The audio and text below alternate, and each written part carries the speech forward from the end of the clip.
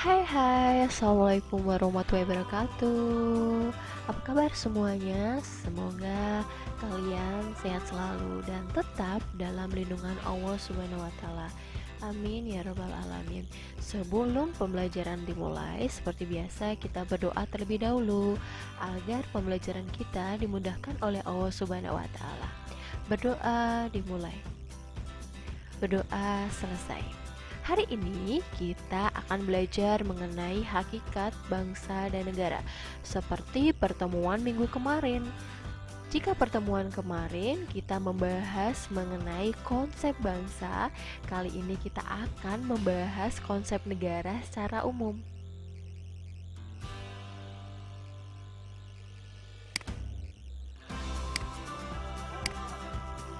Tujuan pembelajaran hari ini, kalian dapat mendeskripsikan pengertian negara.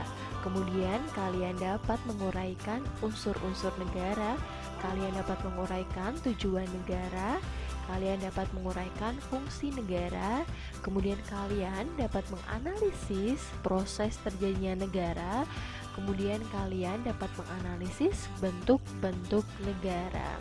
Enjoy! Pertama, kita ke pengertian negara. Pengertian negara itu ada yang secara luas maupun pengertian negara secara sempit. Pengertian negara secara luas adalah alat yang digunakan untuk mencapai tujuan demi kepentingan bersama.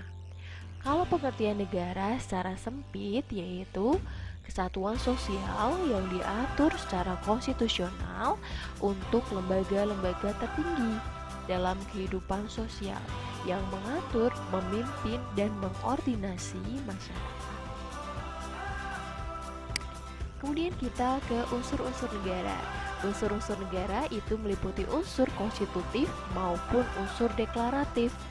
Unsur konstitutif terdiri dari rakyat, wilayah, pemerintah yang berdaulat. Ada unsur deklaratif, yaitu pengakuan dari negara lain. Kita ke rakyat terlebih dahulu.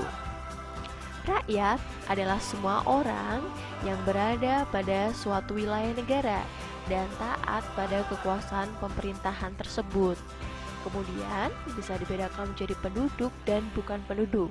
Penduduk adalah warga negara Indonesia dan orang asing yang bertempat tinggal di Indonesia. Kita contoh sebagai atau kita ambil contoh mengenai Indonesia. Kemudian bukan penduduk. Bukan penduduk adalah seseorang atau sekelompok orang yang berada dalam wilayah negara untuk sementara waktu saja. Sebagai contoh adalah turis mancanegara, turis domestik, pelajar asing maupun pelajar dari daerah lain. Kemudian kita ke wilayah negara. Wilayah negara itu dapat meliputi daratan, lautan, udara, maupun wilayah ekstrateritorial. Kita lihat ke daratan terlebih dahulu. Daratan ada batas-batas. Ada batas alamiah, batas buatan, maupun batas secara geografis. Batas alamiah adalah batas suatu negara yang terjadi secara alamiah, misalnya dalam bentuk pegunungan, sungai, hutan.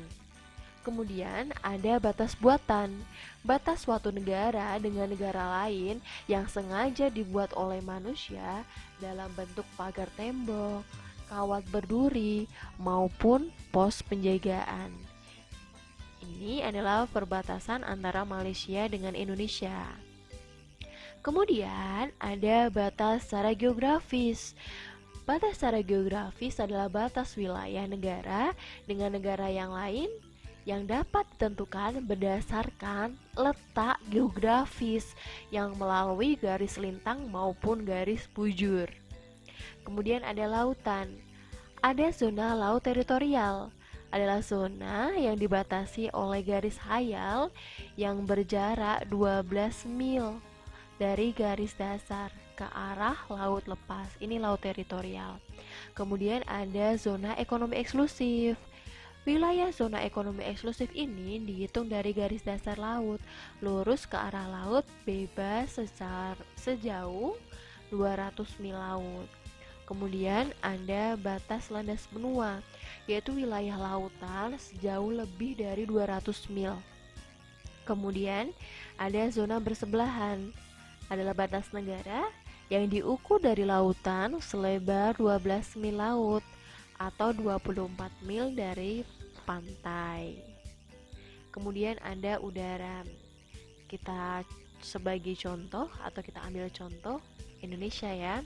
Batas udara vertikal Indonesia adalah area udara setinggi 110 km dari konfigurasi ketinggian permukaan negara Indonesia.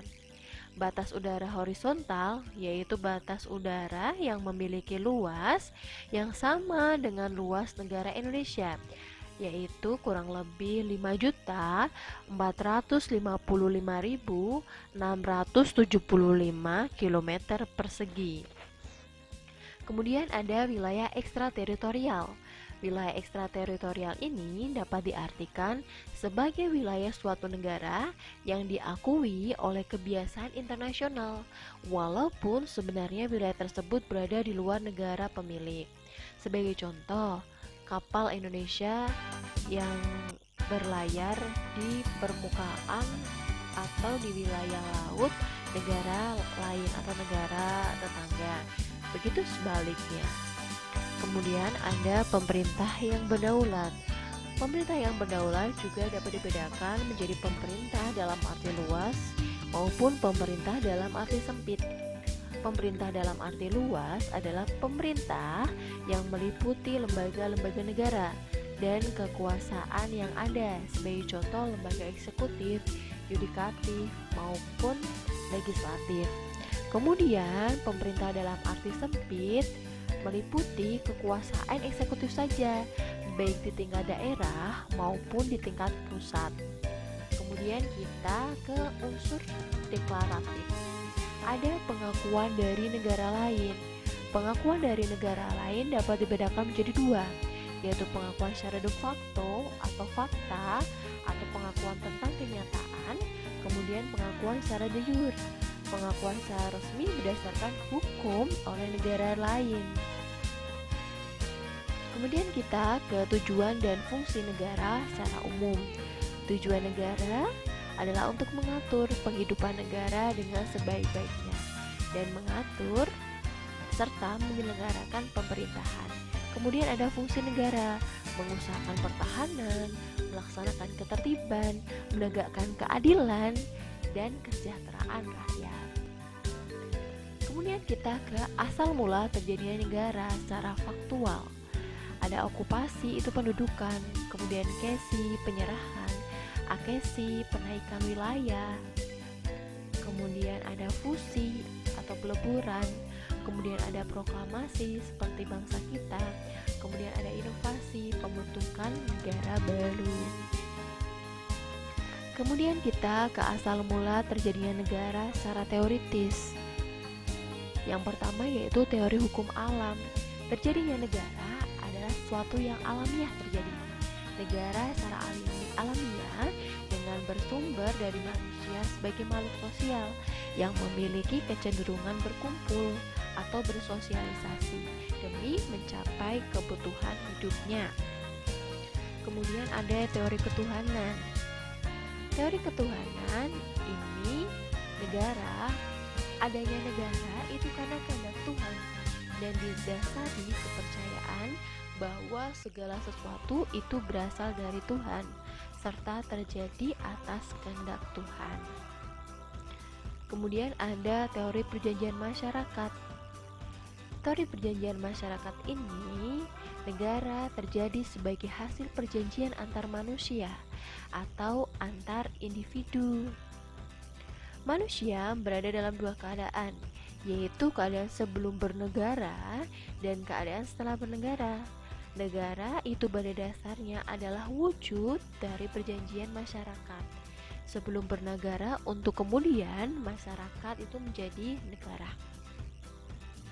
Kemudian ada bentuk negara berdasarkan teori modern. Ada negara kesatuan.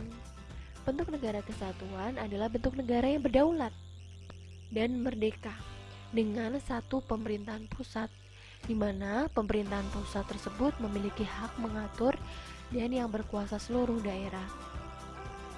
Dalam pelaksanaannya, negara kesatuan ini bisa terdiri dari dua bentuk, di antaranya yaitu sistem sentralisasi maupun desentralisasi. Sentralisasi artinya terpusat, desentralisasi nanti diserahkan oleh daerahnya masing-masing. Kemudian ada bentuk negara serikat.